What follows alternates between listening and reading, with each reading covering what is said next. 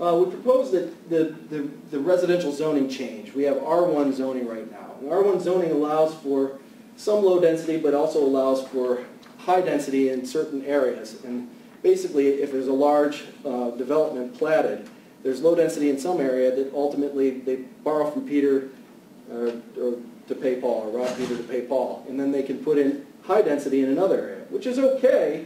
But we have a lot of that in this city. So we need to sort of slow that down to diversify our housing stock.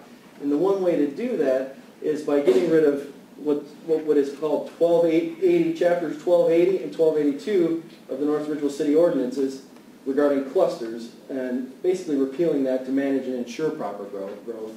And then increasing our lot size to 1 acre for new residences. Now we're anxious to hear from everybody's thoughts on this, as to whether or not this is a good idea. And of course, council ultimately has the final say in this, but we feel that this provides a twofold effect. Number one, it will hopefully diversify our housing stock. But number two, it will essentially preserve our land into the future for commercial development, while we still absorb those 4,000 new homes that need to be absorbed in our city, because those homes are truly on the books. And so how do we increase commercial development? How do we really focus on commercial development? Right now, this is our current zoning map, but this has a zoning map with mostly a residential focus in all the new residential areas that have come into the city. The difficulty with this zoning map is, let's say, for example, I'm not a citizen of North Ridgeville, and let's say I'm a venture capitalist or an investment banker or an entrepreneur or somebody who wants to maybe even move my factory into the city of North Ridgeville. Well, you go to the building department and you ask for a zoning map to see where it would fit. If you look at the current zoning map and try to ignore the yellow blocks, even those are of the homes, all of the white is residential. All of this green is residential. This green is residential. The purple is residential. Essentially, our whole city is set up to be a bedroom community presently. The zoning was primarily done in 1966, and it was done in a way that didn't really allow for mixed use. However, there have been some attempts with PCDs and special development districts to sort of provide for mixed use, and we actually focus on mixed use with regard to commercial development. So we want to change the look of this map, because if you look at this map, the areas that are designated industrial, technological, or there is no real technological district, but the areas designated are right here and over here. And if you look at this area, you got the railroad tracks here, and you got the Ohio Turnpike, and you got actually little lakes in here too, so this is all landlocked area. So the area that we actually set aside in 1966 for commercial development, we can't really develop, and there's real no easy access to it. So what did this master plan do? Well, we focused on this map and trying to figure out how to change the map. Unfortunately, you folks have a copy of that map with you today, and that map really helps reapportion land use absorption patterns. And it changed zoning to no soft targets. I talked about the soft targets before. Back to the old map. This is Cypress Station right here. Cypress Station is 127 homes. This area was designated and targeted as a commercial area, but it's got homes now. So we really have to impress upon our members of council and those candidates who are running for council, no more soft targets. We actually need to change the zoning so that we aren't just a bedroom community, so that when investment capitalists and venture capitalists and business folk come into our city, they say, hey, I could put my business right in this area here. So we need to simplify the zoning code too, incorporate mixed use, which I talked about, and then we focus on our commercial corridors, our highway interchanges, which we have those, and our special development districts. So then we have this map. By focusing on our commercial corridors, which are Route 83 and Route 20, you have state money that can help with the infrastructure there. And there's no reason why this shouldn't be business in both directions, because if you go into other communities that are like ours, the main corridors are all business at the end of the day. And there's some logistics involving the homes that are currently there. Hopefully this will increase the home values. Those people can still stay there. That's not an issue. And those issues can be hashed out and discussed further with exceptions and so on and so forth. But the big thing is, we wanted to set aside large areas for special development districts. And the special development districts allow for mixed use, so you don't have just a big manufacturer. You can have a restaurant, you can have a hotel, you can have manufacturing if you want. So we set aside this area using the highway access, which is this Route 10 interchange, which was originally supposed to be 83 before 83 was supposed to be moved west, but it didn't happen because of Avon.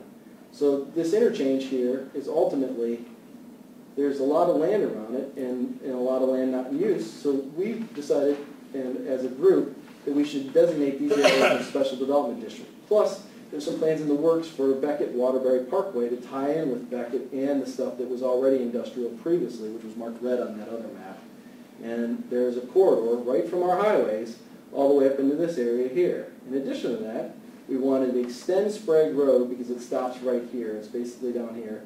Extend Sprague Road all the way along to Route 10 and turn this all into a technological corridor as well.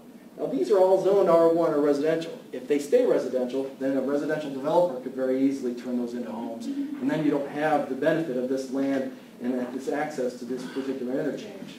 In addition to that, with LCCC being our economic engine of our county, we wanted this area up here to be changed special development district because we had LCC's folks come in and talk to us, and then ultimately this will hopefully spur on some growth using LCC as sort of a launching pad for that growth.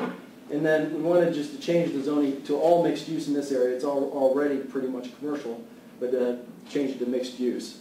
So a lot of time and effort has been put into this and a lot of thought, and I know I talked extremely fast, and I apologize for that, but there was a lot of ground to cover, and I think I did it in an okay time frame. Yeah. So thank you. Hang on, Andy. I got one question for you because I know this came up, and I know some of you have this question.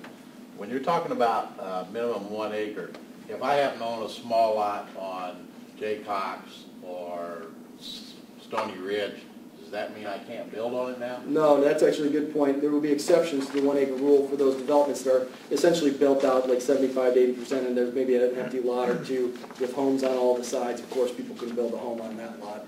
The big thing with the 1 acre is to avoid the 500 cluster homes coming into a big plot of land, and hopefully using those big plots of land for larger yards and more of a middle to help diversify our housing stock for middle and income and upper income type of style housing. Good, thank you. Thank you. Thank you, folks.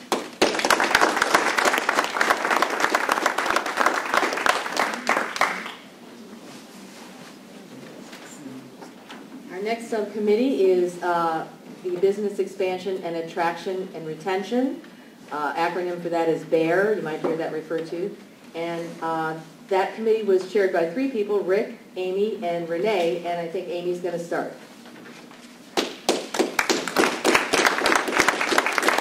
Thanks, Ellen. And thanks to everyone in the audience tonight. It's nice to see a packed house.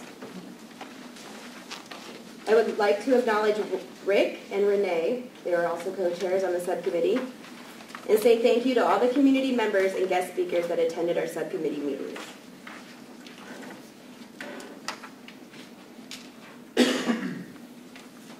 I would like to start by rereading the vision statement. The City of North Ridgeville is a Midwest community mindful of its rural heritage, devoted to strengthening its entrepreneurial spirit, and committed to enhancing quality of life for all. Let's look at that again. Devoted to strengthening its entrepreneurial spirit and committed to enhancing quality of life for all. The process of economic development helps a community create a sustainable, high quality of living for its residents. Economic health and wealth is established through the expansion and retention of local businesses, recruiting new businesses, and maintaining and developing the physical infrastructure to support and attract growth.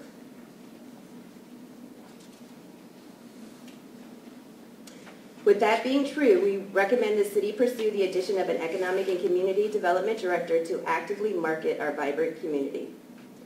And as a community, we should encourage local and regional supply chain development and business connections. The majority of future business growth is likely to come from existing businesses. North Ridgeville is home to over 475 businesses, employs over 5,900 people with an annual payroll of $166 million plus, and we're still growing. Our community needs to enhance the city's business assistance programs by exploring other low-interest loans and grant programs that can be used in a flexible manner to support the needs of all small and emerging businesses. And if we